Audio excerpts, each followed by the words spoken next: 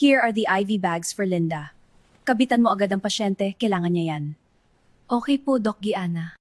I'll go visit my other patients in the emergency ward. Kung may problema, just give me a call, okay? Sure, Doc. Thank you po.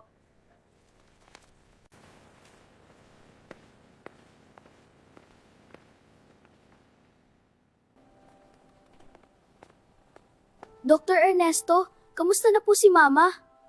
Okay lang siya, Isagani at Kikoy. Huwag kayong mag-alala, hindi siya pababayaan ni Lord. Papa! Tita Amelia? Tito Oliver? What a surprise! Mga anak, kamusta kayo?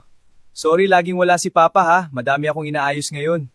Okay lang po, Papa. Naiintindihan po namin ang sitwasyon natin ngayon. Anak, may ipapakilala ako sa inyo ha.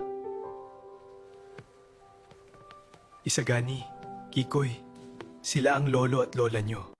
Talaga po, Papa? Yehey! Mayroon pa pala kaming lolo at lola! Thank you, Lord. Nakita pa namin ang anak at mga apo namin.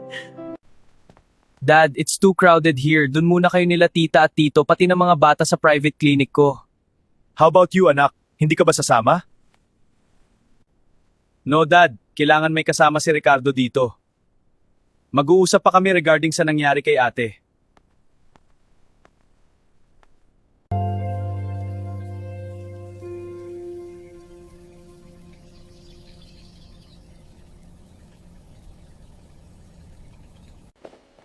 What do you mean? What happened to Gianna? She had contractions and bled earlier, bro. Thank goodness she and the baby are all right. I have a suspicion but I'm not quite sure. Inaabangan ko lang ang susunod niyang gagawin. That's why we cannot leave Linda alone in the room. It's too dangerous. Are you saying that what happened to Linda is not an accident? Hi, Doc. Good evening. Lalagyan ko lang po ng access for IV bag si patient. Wait, kaninong order yung new IV bags na yan? Kay Doc Gianna po. Replacement daw sa old IV bags ng patient. Kukunin ko tong IV bags, Kathy. Make a request for a new one, I will sign for it. Go get new IV bags under my name. Sure, Doc, but can I call Doc Gianna about the new set of IV bags? Do not bother, Kathy. I'll call Gianna personally. Okay po, Doc. I'll go ahead and request new IV bags. Hold this. I'm going to call someone. Hello, Tristan. Yes, long time no talk. Balita ko chemist ka na. Tris, do me a favor. I'll visit you. There's something I want you to check. Bro, I have to go. May pupuntahan akong friend na chemist. I want to know if these IV bags are tampered with something. Are you saying my ex is trying to harm my wife and baby? But why? Anong motibo niya? I don't know, pero isa lang ang sasabihin ko. Obsessive love can kill. For now, gusto ko lang malaman kung may something dito sa mga IV bags na requested ni Gianna. Excuse me po, Doc. Andito na po yung bagong mga IVs. Ikakabit ko lang po siya sa patient. Andiyan ka na pala, Kathy. Sure, go ahead. I hope you didn't heard what we're saying here earlier. Sorry, Doc, pero wala po akong narinig. Kakatanggal ko lang po ng earpods ko. Good. Bro, I'll go ahead. Do not leave your wife kahit anong mangyari. Ricardo. Linda, kamusta ka na? Nabalitaan ko ang nangyari sa'yo. Sorry, Ma. Wala ako nung kailangan mo ko.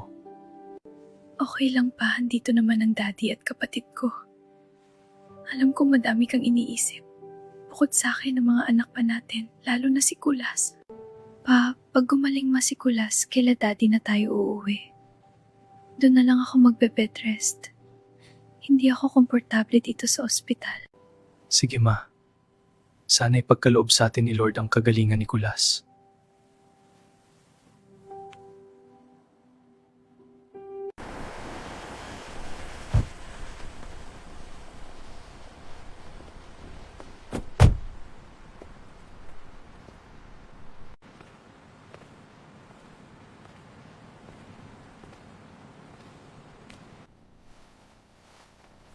Hello, Tristan. Nandito na ako.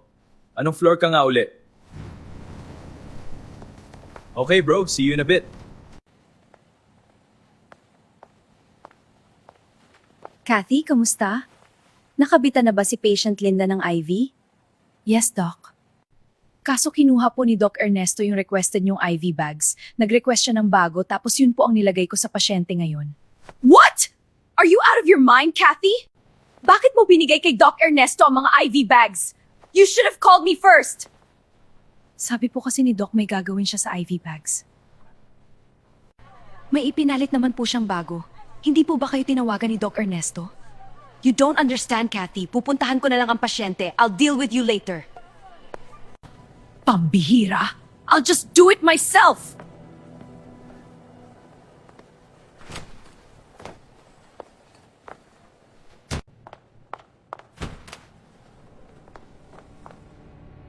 Sa'kin ka lang, Jacob. Akin ka lang.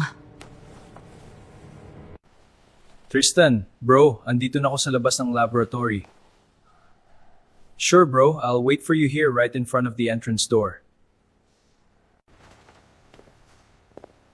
Ernesto, bro, how's life? It's nice to see you again. Tristan, look at you in your white coat. Eto, life's good. Good to know. Anyways, what brings you here?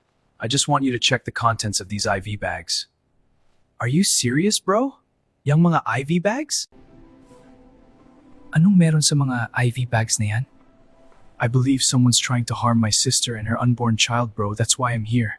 I need your help. Sure, for old time's sake. For your sister and your future pamangkin. Thanks, bro. Kailan ko malalaman ang result? Within the day, just wait for my call. Humanda ka sa akin, Linda.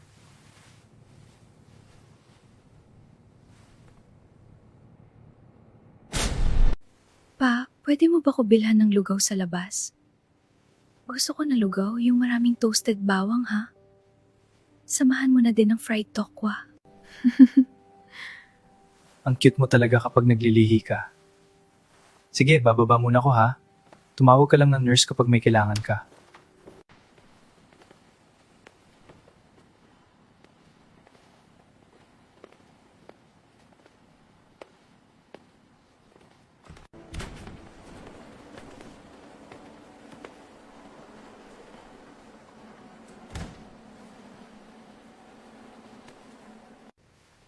Hi, nurse.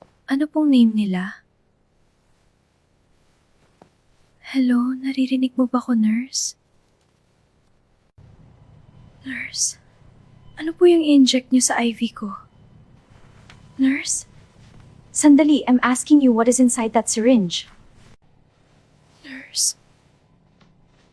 I'm sorry if you can't disclose anything lalo na sa i-inject niyo sa akin. Might as well leave or I'll call for help. Tulong! Tulungan niyo ako!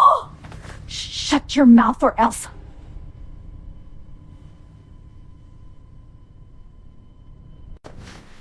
Be quiet!